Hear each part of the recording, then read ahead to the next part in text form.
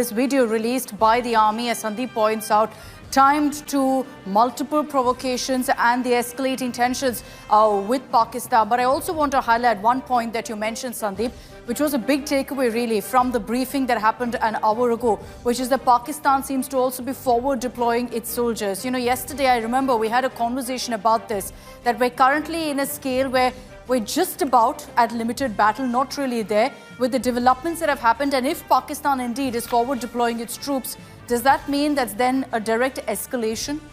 Well, Akshita, they are certainly moving up the escalation ladder. They've been the two biggest takeaways from today's briefing seem to be that the use of high-speed missiles, as they said, fired at the airbase. We saw remnants of that missile somewhere near Sirsa. Of course, nothing happened to our air bases, but that missile was shot down.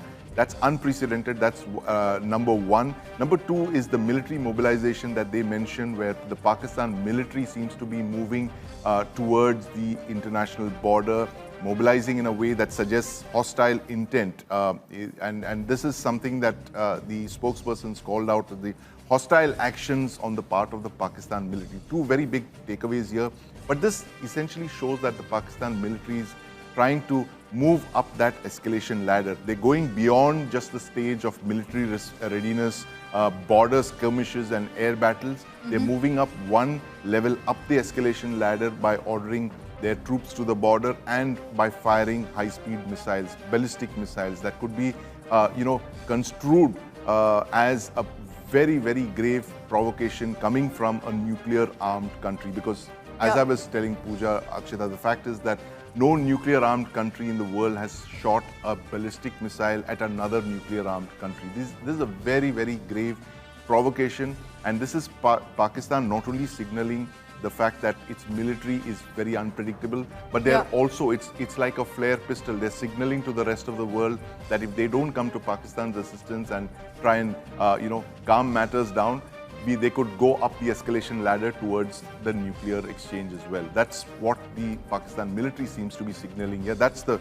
two big takeaways really from this morning's briefing. Well, we certainly hope there won't be escalation, but the ball is in Pakistan's court essentially to decide on that. Sandeep, just stay with me. A newsbreaker also coming in on the counter-strikes by India. Initial reports suggested that it was 4 locations, but here's the update that we can confirm for you, that it was actually 8 Pakistani military bases that were targeted, struck by India. We used, again, precision weapons. We also used fighter jets. Pakistan radars, their command centers have been decimated, and this is across Pakistan. In Rawalpindi, in Lahore, in Jhang, in Pakistan, Punjab, you've been seeing essentially all of these strikes taking place.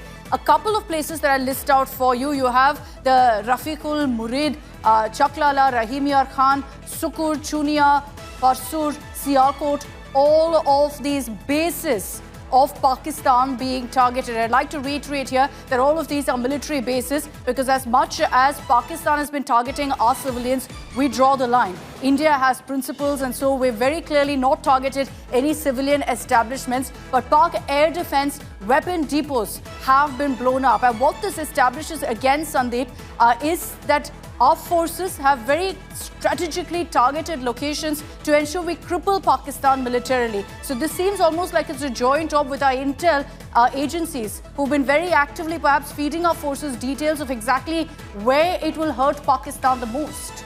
Absolutely, Akshita. And, it's actually more surgical airstrikes to target very specific air bases that possibly had something to do with the operations over the last couple of hours. And the choice of these 8 air bases, why were only these air bases chosen?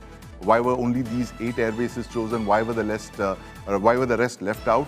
That is possibly, suggests some kind of culpability on the part of these air bases in launching those strike missions over the last couple of hours and days. This is India telling the Pakistan military that we know where your planes are being launched from, we know where specific missions are being launched from. So we decided to go in there and target only those air bases, and we have targeted only certain infrastructure on those air bases. It's a very detailed breakup of the kind of facilities, the kind of infrastructure that was targeted in all of these bases by the Indian Air Force. It was command and control positions, the radar sites, weapon storage locations.